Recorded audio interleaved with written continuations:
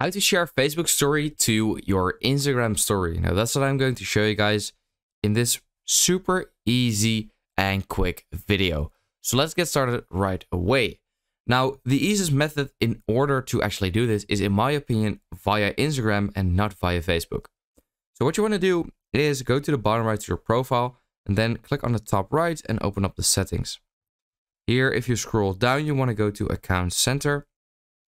And then right over here at the top, you have to connect your Facebook account first of all. It's super easy, just a couple of clicks. And once you've done that, you should see sharing across profiles right there. So here you want to click on Facebook and then click on your Facebook story.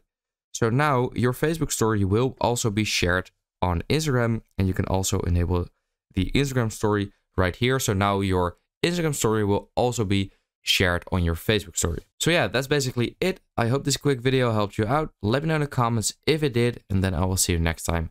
Have a good day.